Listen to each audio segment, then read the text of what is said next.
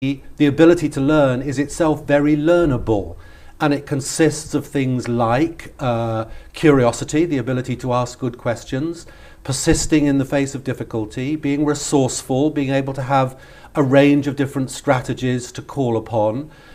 being a good team worker, being a good collaborator, being able to be thoughtful, to be able to stand back from what you're doing, particularly when it's difficult, and think, how's it going? How might I be able to do this differently? And what we've discovered through the science is that it's possible in real lessons with real kids, real teachers, all the constraints there are around, to help them strengthen each of these ingredients or capacities that go to make up real life intelligence. I think what Building Learning Power is doing is reminding us of a hidden aspect of teaching that has been there forever and has always been there. And that's the aspect of what habits or attitudes of mind are you inviting students to make use of in your classroom. So it's not,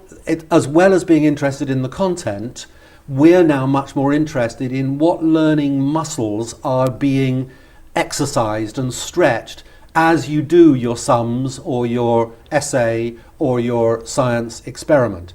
In traditional education, we now realize, as we look back at it, the learning muscles that got invited and exercised day after day tended to be passivity, note-taking, accurate retention, and regurgitation on demand. Now, those aren't useless skills, but I don't think they would be at the top of anybody's list of life skills for the 21st century.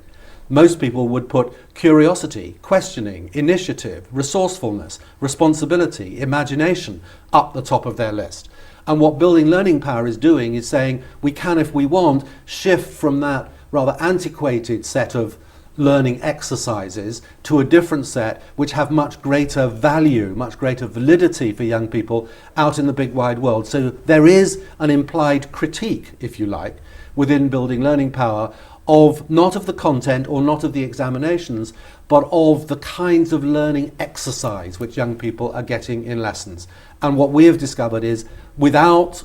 a great deal of kerfuffle, without a revolution, we can shift the nature of the learning exercise that young people are getting. That we have a choice in terms of the way we design a science lesson, a history lesson, a religious education lesson, to stretch different kinds of muscles. And the real reason for doing that is to give them the confidence that they will be able to face tricky stuff of all kinds, problems, challenges,